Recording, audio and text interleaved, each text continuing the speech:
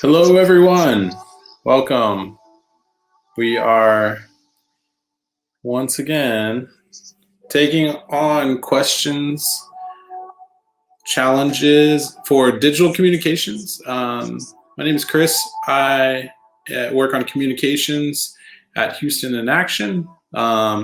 Be joined here shortly with some other folks from the team. Nelson, who's been with us in the past. Thank you for being here. If you are just joining, would love to see a hello from you in the comments and just let us know you're here. We have a few questions lined up today because this is our toolkit. I'm sorry, our wildcard event today. So we have collected questions from you for the past 5 weeks. To see what y'all wanted to hear about, and we're going to give some of that information back to you today, and hopefully anyone who's here today can help us to decide what we talk about today. We've got about 8 topics, and since you're here, we'd like to hear from you about what would be useful to cover when it comes to challenges for digital communications. We are in the digital realm most all day, every day, and so it's stuff that we're learning on a regular basis. But in addition, sometimes is more apparent to us just from experience, and so we want to be able to share that on with you and learn alongside you. As I mentioned before, I'm joined here today with Nelson, who is also part of the team at Euston in Action, focusing on video content and production. Our music today is brought to you by Tycho. The album is Past Its Prologue. Track is Sunrise Projector. Hello, Brittany. Thanks for being here. If you're just joining, we are taking. We've been asking for the past 5 weeks what y'all wanted to hear about, and so today we're going to be talking about some of those topics. But in addition, we want to hear from you if there are things that you would like to have us cover today when it comes to digital communications. So social media, email, your website, your video things, online, offline. We've been trying to assemble as many resources for people as possible, especially given this huge shift that we're all in, and where digital communications becomes a new priority for doing a lot of work. Depending on what type of field you're in. We mostly support nonprofit groups, but I'm sure there are other folks who do other types of work who might be joining us. Again, we will be taking your questions and also answering some of those that have been already submitted. So I will go ahead and pull up our presentation here.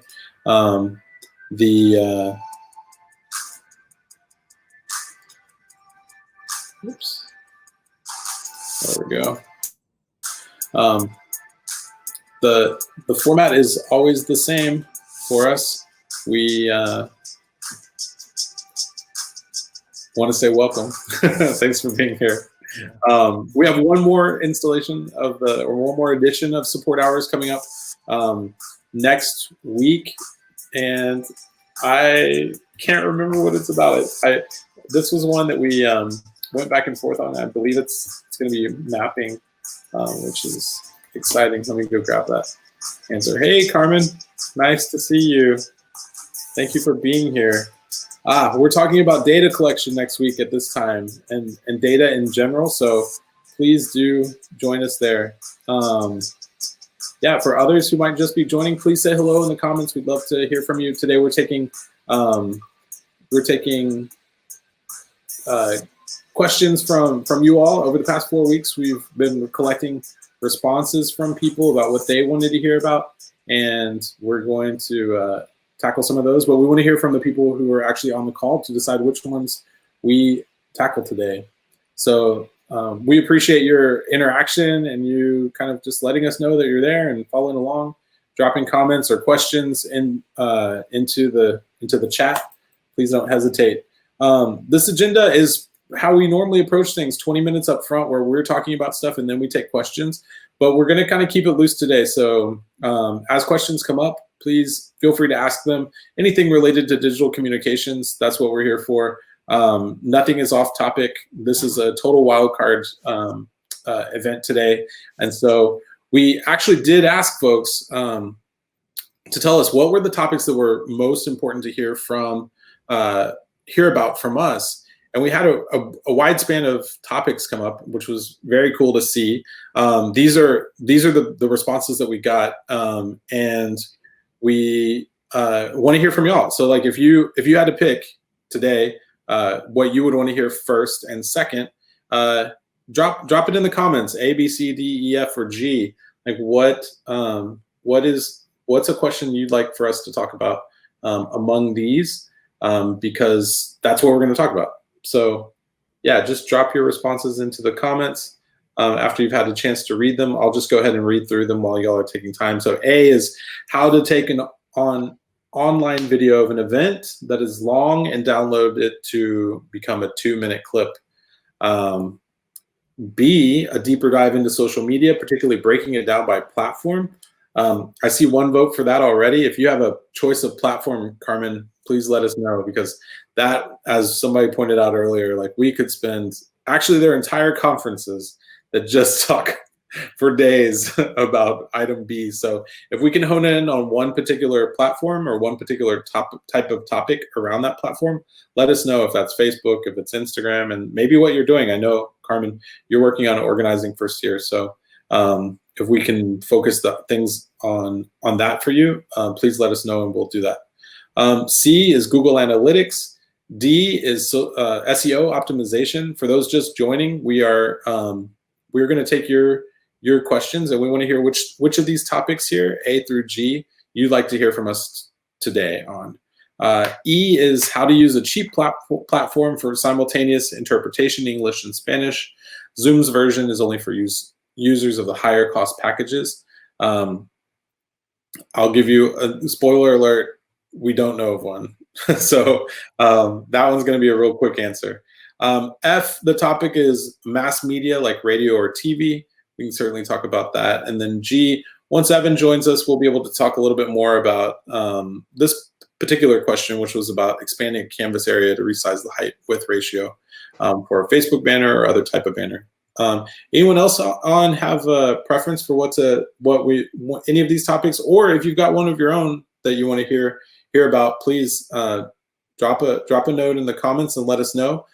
Today is a total grab bag of questions, challenges, social media, what have yous. Instagram, cool. Saying Instagram, yeah, that is a big one. It's a hot, popular one right now. Yeah, definitely. And Carmen, what type of work are you doing with Instagram? Or are you hoping to do with Instagram? Give Carmen a second to respond here. Also, we've done this in the past and I haven't done it recently, but if you are just joining and you want to bring your question live into the stream, I'm sharing the link here to be able to do that. So Carmen, if you want to join us on screen here so we can all talk, just follow that link and you'll bring you into the stream, and we can talk about Instagram with you directly. Cool. Well,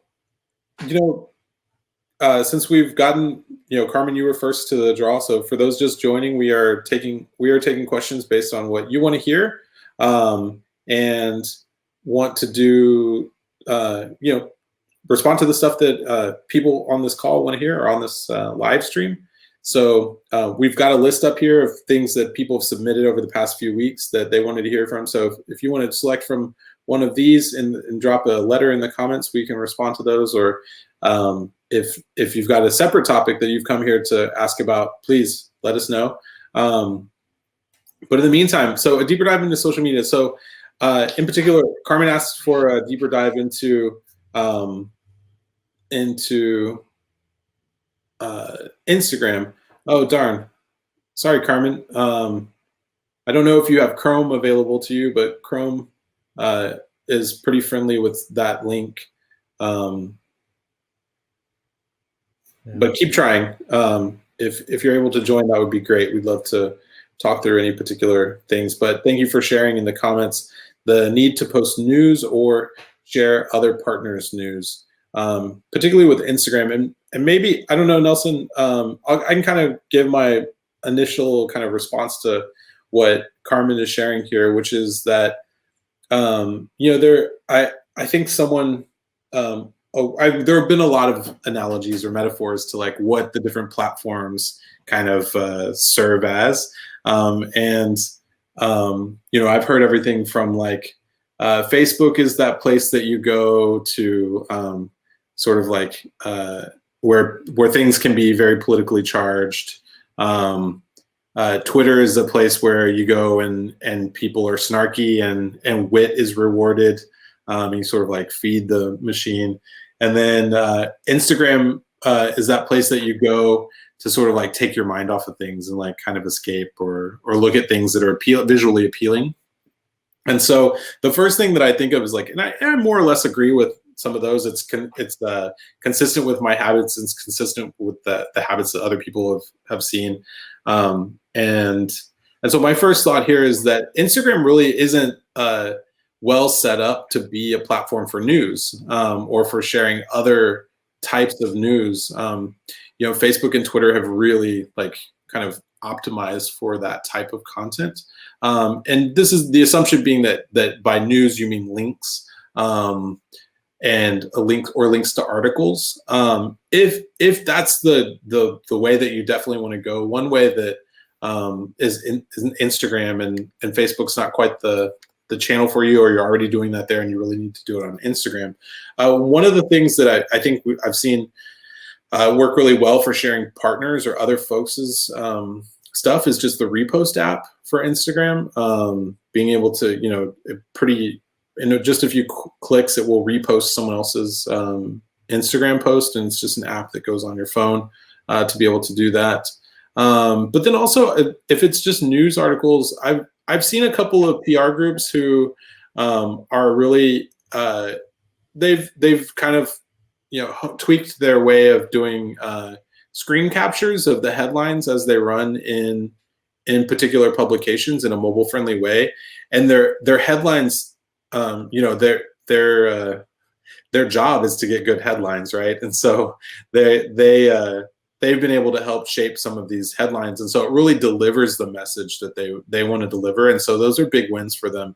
The group I'm thinking of in particular is called Progressive Cities, and they do a really good job of their work is usually around fair housing or housing or workers' rights, and so oftentimes those are what the headlines read, and so their message is really coming across in those headlines, and so it makes a lot of sense for them. And it's less visual. Sometimes it also includes an image from the article, but I think that's a really specific case.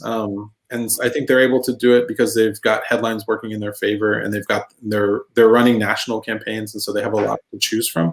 But I think it's harder on Instagram to share news, just generally speaking. Yeah, Nelson, that's my sort of take. I don't know if you want to add anything to that or not. I mean, you're absolutely right. I totally agree with that. What I do see a lot is that in Instagram, people are using stories a lot, right? So they're uploading stories, and stories are kind of tough to share sometimes. So let's say you do have a partner organization and you want to share their stories because they do a great job on that. I think a lot of people are consuming more stories anyway.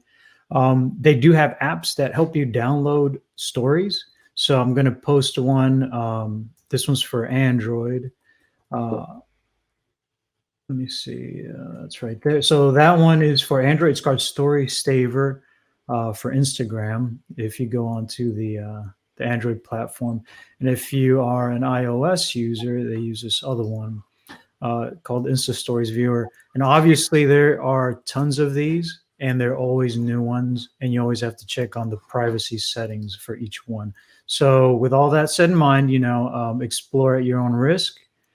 Some of these are great and reputable, and other ones aren't so much. So double check whenever you can. But those are two apps that I do see work fairly well. And I think a lot of the social media curating and aggregators, I guess, some of those apps and web apps can also help in reposting stories on your Instagram. Chris, I don't know if you used any content aggregator or social media manager that kind of helps pump out posts automatically from partner websites or partner accounts. Yeah, no, I've not seen that. Okay. Yeah, no. I haven't either. I think it's a great idea. So any developers out there want to do that, but at least you can monitor, right? So if you do have a social media manager, you can always monitor your partner pages or accounts. And whenever you get their posts and notifications, you can repost from the manager. So that's one way, yeah. But Instagram, I think you're definitely right, Chris. As long as you frame the news in a more visually appealing way, and know that your audience is there to kind of unwind versus Facebook, where they're ready to battle on the political front. I think it'll do well. Engagement does well. BBC does a great job of doing IGTV.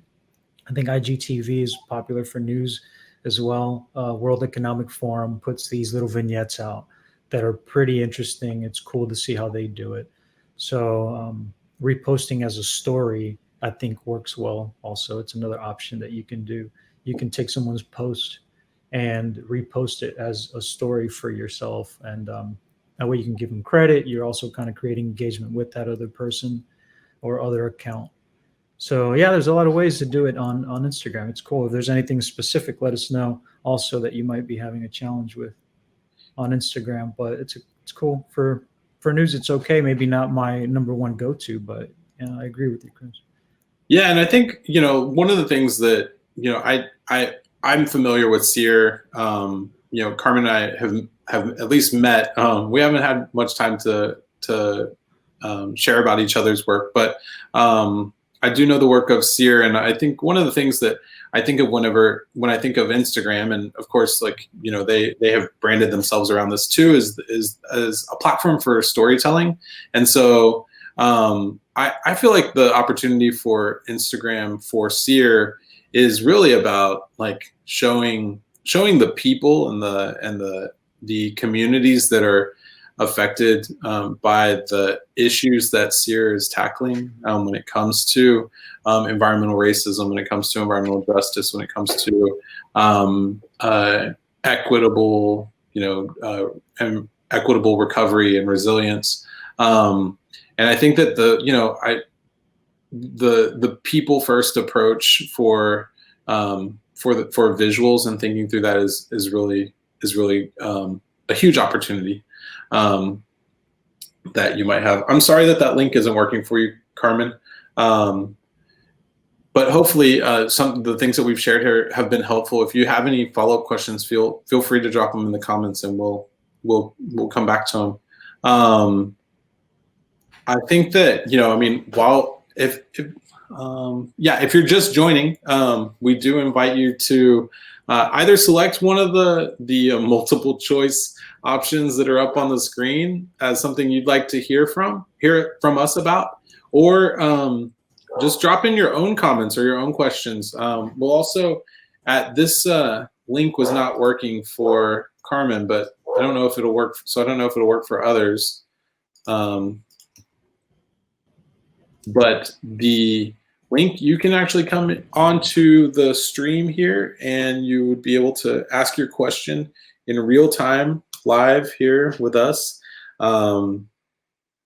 If you're not able to do that, then feel free to make a selection from the list here and let us know what questions you might have. Or if you've got a question all your own, please feel free to jump in and let us know as well. Nelson, do you want to pick another platform, or should we keep going on Instagram? Other thoughts? I didn't even kind of touch on stories. Yeah. No, unless there are any other specific questions about Instagram, we can talk about other platforms as well. I mean, I think TikTok is one that people don't talk about. Organizations aren't really considering too much because they think the age demo skews too young, or they think it may not be something that a serious organization doing serious work can leverage.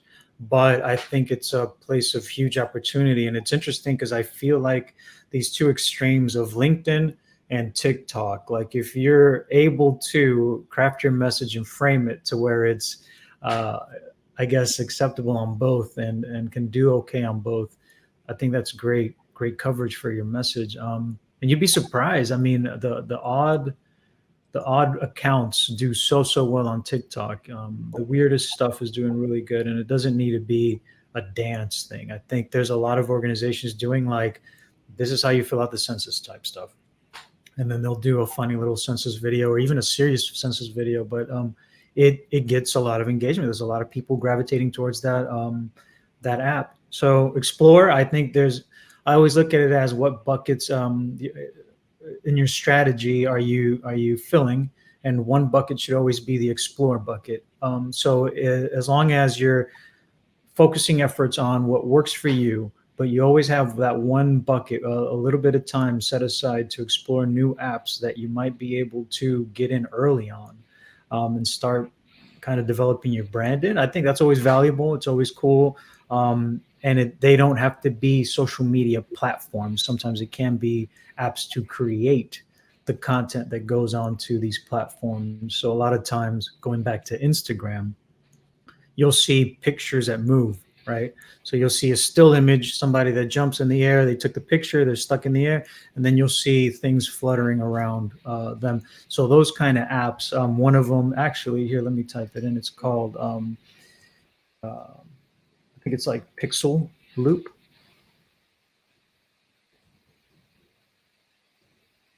Something like that. And you might need to try a variation of that spelling, but that's in the app. It'll take any photo you have and you can animate it. We've done this to create backgrounds.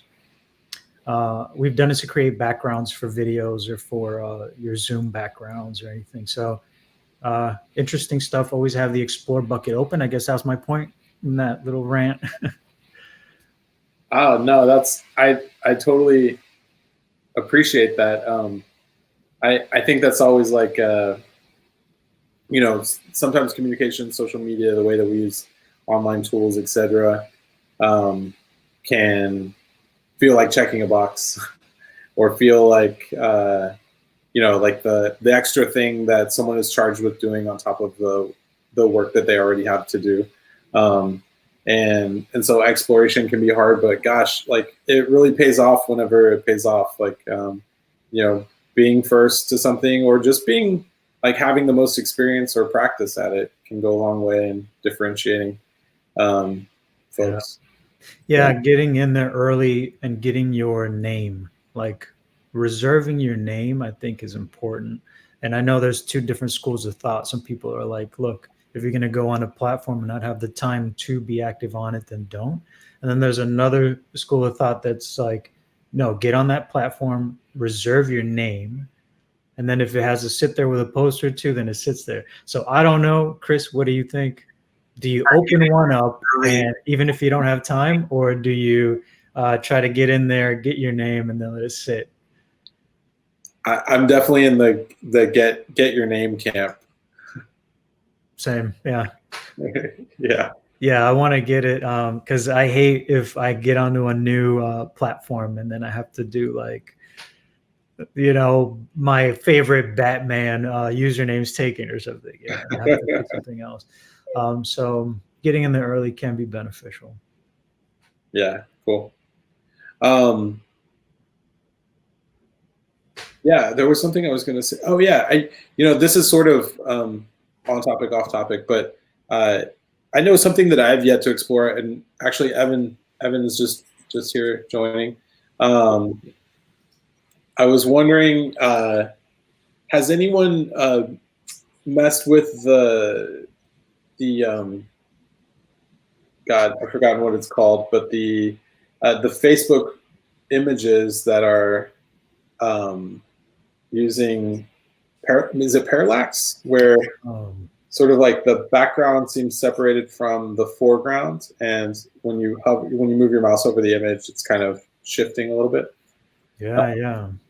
I've seen those. It's like the 3D ones. And you know what I'm really curious about is if engagement rates are higher there or not. I want to say they are, and there's also a novelty factor that I think wears off, but absolutely, like, and that's part of that explore thing.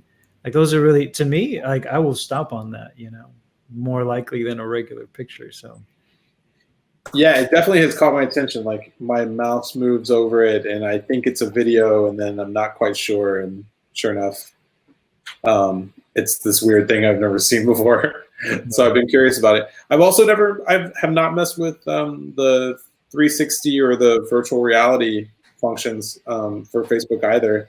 I don't know if anybody has any experience with those, but yeah, we do a lot of 360 and VR, and I mean, I think again, it comes in waves. I want to say they tend to do really well in the beginning once you start posting things, but once people get used to it, it's almost like it's hard to fit in that engagement time in people's day because it's a lot of steps to sit there, stop, and then scroll and move around and then look and keep them engaged. So when we ran tests, what we found was in 360 video, the completion time isn't there. Like people will have higher click, bless you, Evan. People will have it'll have higher click rates, right? People will start clicking on it and stop on it, but they won't watch as long of a 360 video than a regular flat video. And I want to say it's because it's that time consumption thing. Once you're there, people feel like, oh my gosh, all right, I got to put my goggles on, or now I have to stop and move around too much. So I would definitely not focus my energy on making long 360 videos. It would probably be best to do shorter 360 snippets, make your regular videos longer. I want to say that can yield the best engagement and bang for your buck if you're spending on making these pieces of content, right? cool. Evan, I don't know if you've had any experience with like embedding 360 content on websites and what that does to engagement or click rates or anything.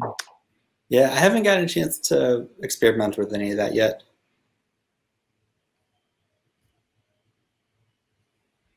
Yeah, is there a certain use or a certain time at which it like 360 video makes good sense? Is it purely aesthetic, or like are there reasons that like you really want to capture something in particular? Like I guess maybe that's part of what I've experienced is that I don't know when to use it, and so I haven't checked that exploration box to try it. Yeah, no, right on. So super good question. We had done a lot of workshops with 360, right? And one of the main things was people were getting turned off by it because they would say, all right, let's go to a concert or an event that we've had already, and let's spend a lot of money on 360. And they'll take a 360 camera and they'll stick it in front of the stage. And then they said, well, it'll be great because people will want to tune in to feel like they're there. And then they get the data of where people are actually watching. So per viewer, you can see what this person, when they started watching the video, where did they look, right? So they compiled all this data, they're looking at it, and they realize that people don't explore as much as they thought. Like you think you put a camera there in front of the stage and you're going to want to look at the audience and then look at the bass player and but it ends up being the same. Everybody gets there, they look around a little bit, and then they just leave it and they look straight ahead, or they leave it on somebody and they don't move it that much. So before you shoot, I think it's important to design the shoot for 360. Try not to take an event that already exists and slap a 360 camera in there, because if regular video can do the job, then use regular video. The only time I would suggest using 360 is, let's say you have a very immersive tour that you want to take people on. Right now is the time to be doing 360 because of social distancing, right? So you want to go ahead and do these virtual tours if you can. And that's one of the best ways. Virtual tours, museum tours. If you want to send your donors to see where their money's going and really place them in the products and effects that your work is doing, then a virtual tour is probably the best way. But you have to present it a specific way. You have to tell them you're going to have to take 5 minutes of your day to sit here and watch this thing, because it isn't going to be I'm gonna post it on social media and they're going to watch it. It's a great campaign that went out. A company got customized Google Cardboard headsets. So it's mailable, recycled cardboard that you fold into a headset. That's a VR headset. They put their logo on it, so it's branded completely. They got their virtual tour and they said, look, here's the cardboard. Give us 5 minutes. Go ahead and click on this link and experience where your money's going. And I think the United Nations did one in New York City. Amazing results. Like the engagement was through the roof. It was a lot of great feedback. It was very positive, right? So it was a very creative way to engage the donor base in a new way. And right now, and this was I want to say 5 or 6 years back, right? So that novelty wave kind of dropped off. Now I feel like it's a need because of social distancing. So it isn't just a novelty of, wow, look at 360. You don't have to look at this. You don't have to come visit us. Now it's, well, you can't visit us. So this is the solution. Here's the 360 video of our facilities. This is where our work is. These are the people that are involved in the work. So 360 is a great way to do it, as long as you're designing the shoot, the video for the 360 concept, not taking a concept that could be shot with a regular camera and then trying to just slap a 360 camera there. A little long-winded, but I love I'm a geek when it comes down to 360 video. That's one of our things that I think I'm looking forward to how it develops, because it's going to change the way we consume things. And augmented reality, I feel like, is the next iteration of that. So let's say you can have somebody in their room just point their phone at something and then bring the center there, or bring the individual into their room. So now you're not taking them out of their reality and putting them in something you've crafted. You're taking your reality and putting it into their room. And I think that would probably be a really interesting next step for content. And with our phones, it's going to be more popular. Like if people are playing Pokemon Go, the way that we're doing, same technology as Pokemon Go, except now can we leverage that for an organization to raise some money? Can we drive empathy with it, right? So it's fun, geeky innovations that I enjoy talking about. I do have one follow-up question though, Nelson, which is, what is reality? Ooh, are we nested? Are we dreaming right now? Just kidding. Wrong live stream. Yeah, different podcast. Yeah. So if you're just joining, we're taking questions from you all. We've got some listed here that people submitted, and we're happy to take on any of these, but also interested in talking about what y'all want us to talk about. And if you can, jump in the live stream with us if you like. It's this link here, which is not helpful for you, so I'm going to find a better link, which I'll drop into the comments here.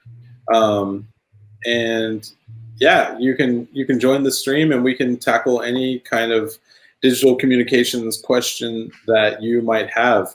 Yeah, is one of the things that previously, if you're just joining, we covered some Instagram, we touched on TikTok, we got into Facebook 360 video, and happy to talk about anything else digital communications related that you'd like.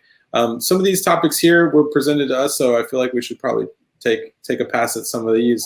I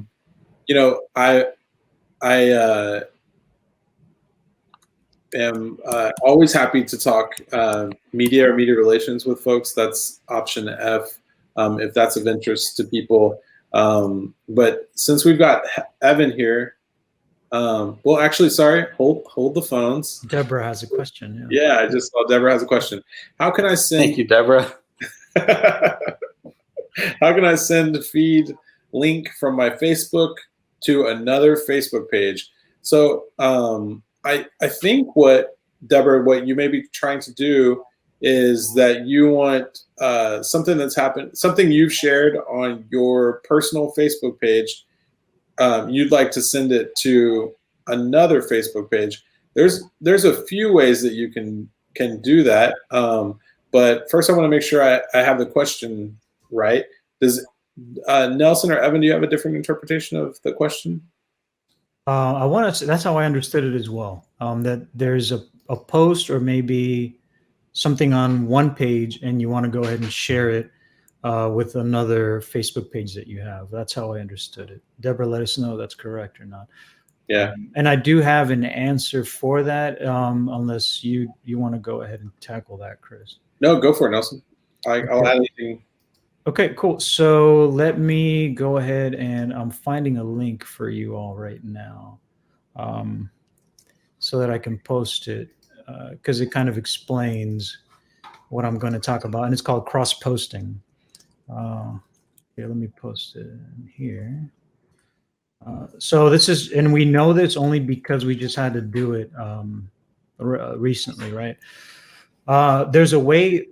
If you have access, you need admin access to both pages, right? So Deborah, we're assuming that you have access to both pages. And if you don't, it's okay, because you can just ask one page to give the other page cross-posting access.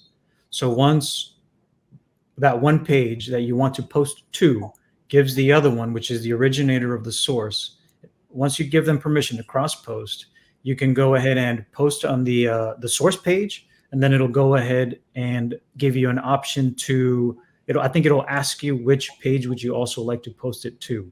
So it'll actually go on both pages. Hopefully it's not a live, because I think doing live feeds is different. So this is if you already have a video or a post and you want to go ahead and share it on both. So it's just called cross-posting. And if you click on that link, it'll kind of give you more details on how to do it. But Deborah, hopefully that answers your question. And there may be other ways to do it as well. This is just one that we know of. Yeah, and I would just add to that that in terms of like content or post, like whether you're typing in a statement or you're posting an image or you're or putting a link into your and adding a link to your Facebook page, I would say that it's always best. Facebook tends to appreciate it more when you post that originally versus it's being shared from one place to another. So essentially what you want to do is post it twice.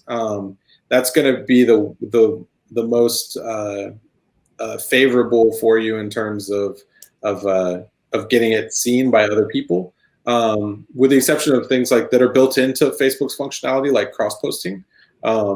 And even so, you even want to tweak that copy a little bit, tweak the words a little bit to make sure that it's not an exact verbatim copy of what you shared on the previous page, because Facebook, favors, I think, original content.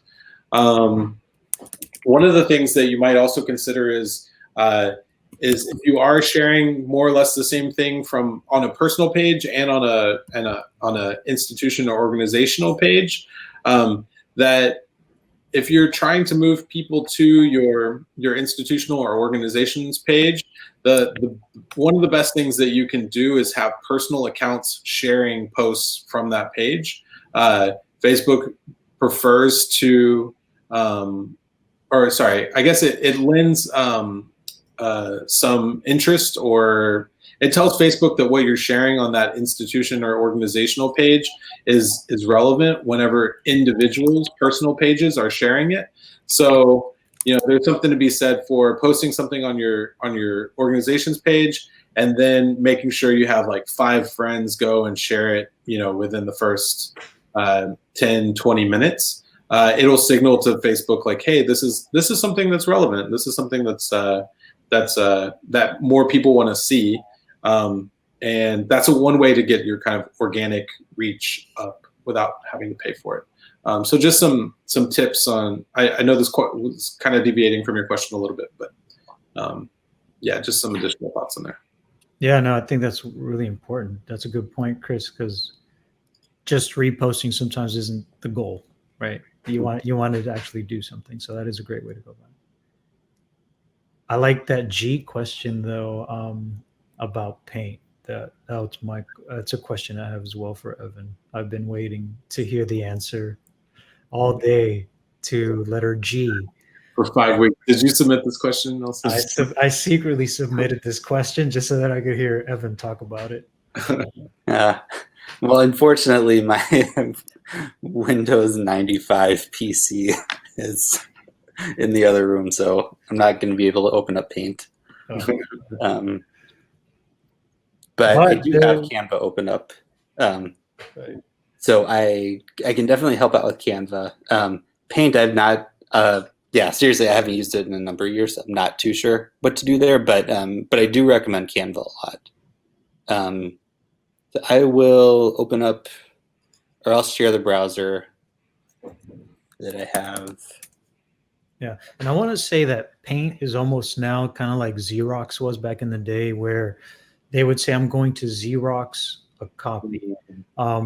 I feel like Paint is just now, or at least for some people, it's just another word for anything that can edit an image on your computer. So I think that, yeah, that may be the definition that they took when they wrote this, but it's fine.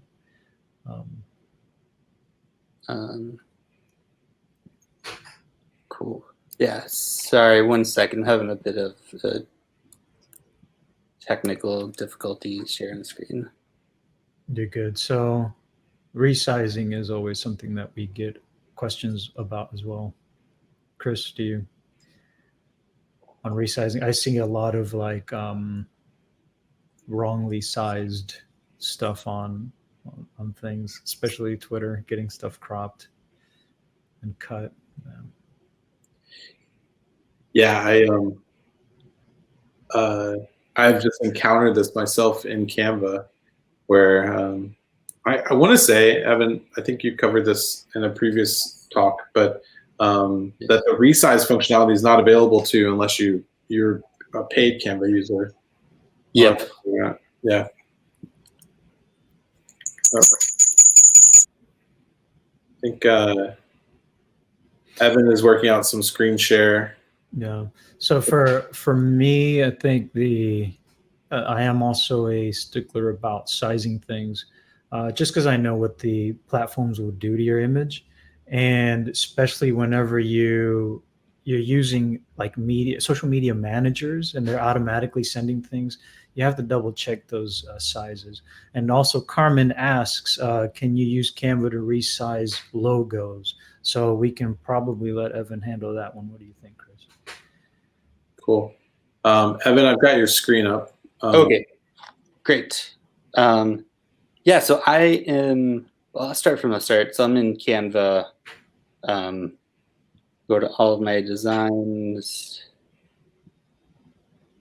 So yeah, so let's try this one. So I always forget offhand what the Facebook dimensions are, so I have to do this a lot, right? To search for Facebook cover image dimensions 2020, because they changed it up a lot.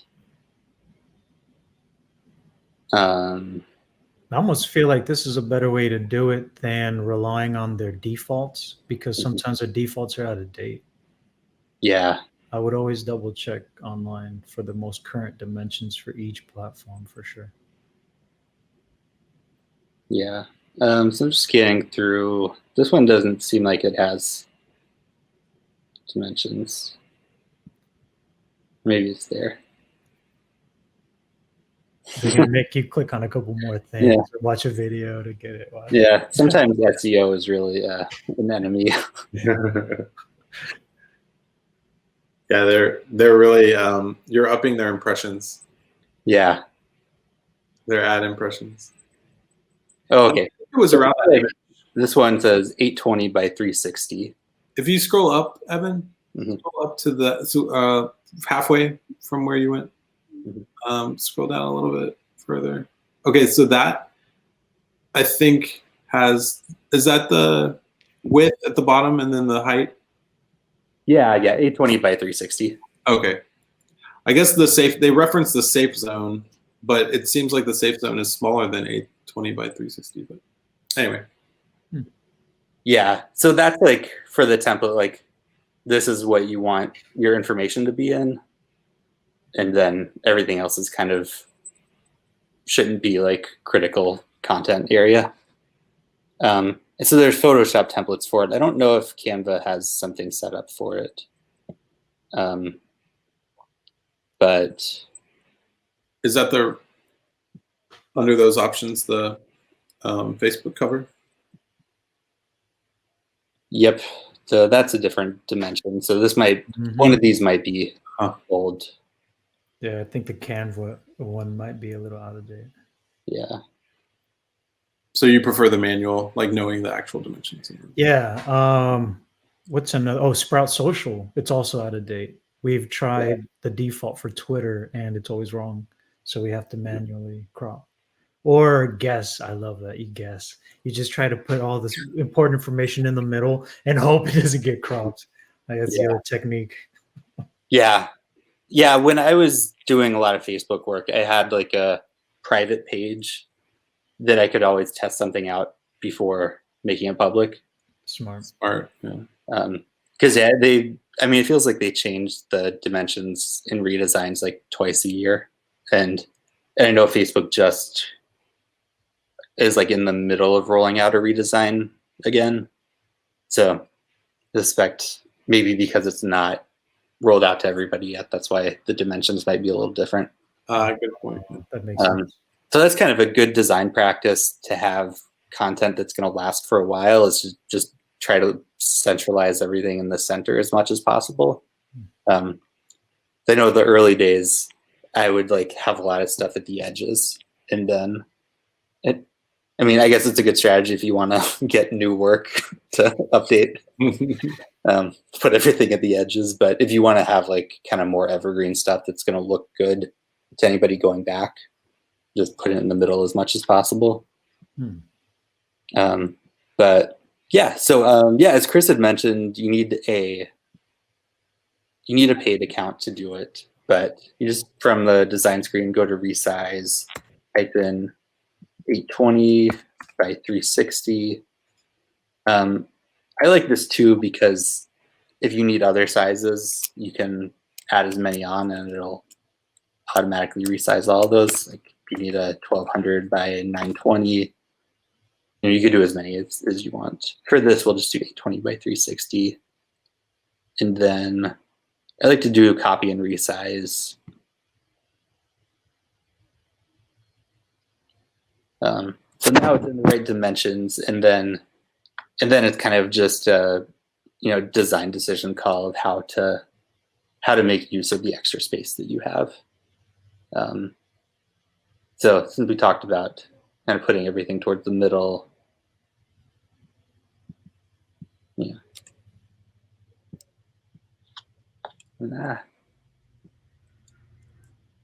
we'll do that.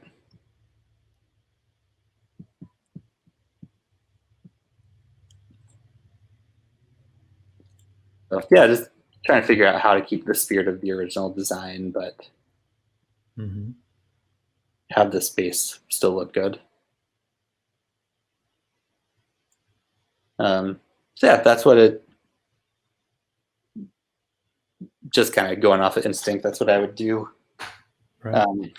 And so then, now you have the new ones. Then if you hit publish, you can download it or share it. So that's kind of how to get an image resized. If you're going to do a logo, let's just do this one on the fly. And so I guess there's two ways to go about that. One, resizing an image inside of a template. So that's something you can definitely do. If you want to just resize it for output, you can also do that. So let's try just uploading a logo here. We'll use the Euston action one. So this is the size that it imports as. But then if you want to make it larger, actually Canva makes it really easy. You don't even have to hold down Shift. You just click when you get this arrows at the upper left and bottom right corner icon, and then just drag it as big as you want to make it. Now, Evan, I've gotten friends and people that will give me a logo that's very, very small, or they'll get a logo that's very small, and they'll ask me, how can I make it bigger without it pixelating? If they do it this way, does it retain quality, or if it's too small, is it just it's too small and you can't do anything about it? Yeah, so it depends on the format that you get it in. So the way that we just did it, it would degrade the quality. So what you will want to be able to retain quality is a vector file. And actually, Canva doesn't work with vectors, I don't think. Okay, so if you're working with like the most common ones, probably JPEG or PNG or maybe PDF. Out of those three, which one would you recommend to resize a small logo? So it would have to be a PDF to resize the small logo. In Canva, right? So actually, so you won't be able to get like the benefits of a vector file in Canva. So yeah, what you would need is a vector file, and then you need to export that as a higher res JPEG or PNG. Got it. But you wouldn't be able to do that in Canva. If I was to be restricted to using Canva, what would be the best way? Or what file format should I be working with? So I was trying to open up the Euston Action logo in a vector file, and it won't open them. So you're really limited to JPEG or PNG or GIF. Got it. But yeah, so without getting too much in the weeds, there's two different image types. There's a vector image, and then it's called like a raster image. And so PDF, EPS, SVG, those are vector image files. And then JPEG, PNG, GIF, those are raster files. And so raster files, when you make it larger than it's exported as, that's where it gets pixelated. So yeah, the only real solution there would be that you need to get a higher res raster file if you don't have the you would need the vector file for a higher res one, but yeah, you can't do the resizing in Canva. So I guess to answer Carmen's question, it would be you're limited on how much you can resize. If you try to go bigger, it's tougher on Canva. You can definitely make it smaller and you won't lose quality, right, Evan? Oh, correct. Yeah. Got it. So just the making large part is the tough part, Carmen. I think Evan's completely right. He recommends using vector files and using something like Illustrator to make it larger or smaller. Besides Illustrator, what other software could you work a vector file with? Like, let's say my designer sends me our logo and I want to resize it, but it's in an Illustrator file. Can I use anything else besides Illustrator, or am I tied to Illustrator? So you could use, there's a program called Affinity Designer that I actually like that one more than Illustrator, but that can open Adobe files. It's also like a good deal cheaper. And I know they have a 50% off deal going right now, like to support designers through the pandemic crisis right now. Very cool. And so this is, so you don't, I mean, one of the big downsides of Adobe is you need to pay a monthly subscription fee, which is like $60 and kind of annoying. Affinity Designer, you just buy it once and it's good for life. So $25 for a desktop version. And it has a free trial too. And then even full price is $50, which is less than a monthly subscription to Adobe. So yeah, I'm in the process of trying to transition only to Affinity. Nice. But yeah, this is kind of the best. This is the way that I would recommend if you're not working from any Adobe training. And even if you are, actually, it's pretty intuitive to pick up if you're familiar in Illustrator. But yeah, once you get Affinity Designer, you can do anything you want to any of the vector files. Super easy to export to. Doesn't rely on an internet connection. In case you have, well, can't really go outside of the house and work anymore, but if you have like spotty Wi-Fi service too. Very cool.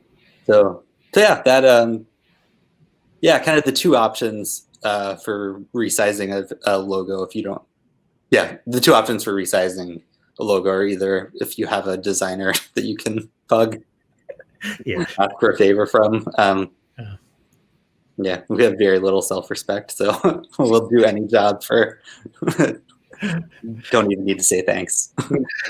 It's like deliver some food and yeah, either that or pick up Affinity Designer. I also am not getting any kickbacks off of this. I just think it's a really good program and a really good company. But we are welcome to receive them. Yeah. If you're listening, we would love some. Yeah. That's pretty cool. Have you played around with Affinity Designer, Evan? Yeah, I've been trying to spend whatever free time I can get this year trying to just learn the shortcuts so I can get off of Adobe and go to here. So they also have, so they have like a kind of replacement and actually ends up being a lot better program for most of the Adobe suite. Cool. So Affinity Photo is a replacement for Photoshop.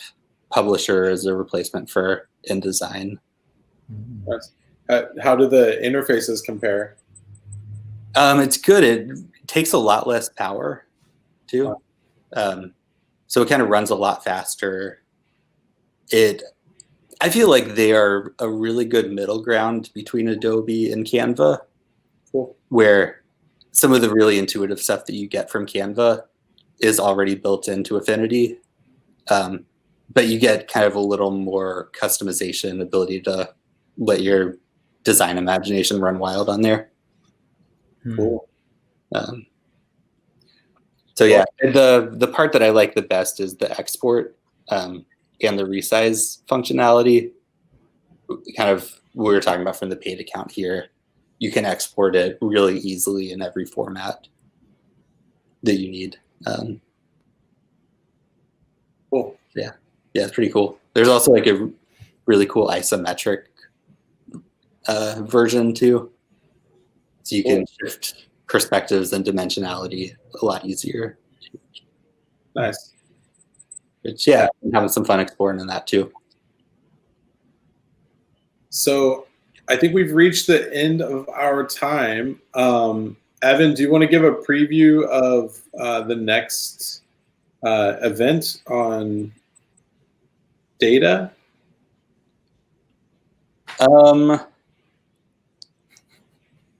It's gonna be great. You're not gonna want to miss this one. It's the season finale. It is. Yeah, I was thinking about that. It is the last installation, and we don't have plans currently to have a second season. Sorry, spoiler alert. but there may be some surprises. A spin-off. Yeah. Tune in next week. Yeah. We announce Evan goes abroad. You know? Yeah. And yeah, but you know, we'd love your feedback. I think in the next edition, we'll probably post an opportunity for people who participated to just give some feedback and let us know what was working, what was valuable, what was invaluable, which is not the opposite of valuable. Mm-hmm. And yeah, data collection up next. We'll share more and be in touch on Facebook and Basecamp and the other places that you reach us. Any last words, Nelson, Evan, before we go? That's it. Happy creating. Yeah. Stay tuned to next week to find out what the island is. All right, We'll bye. find the smoke monster next week. Thanks, Evan.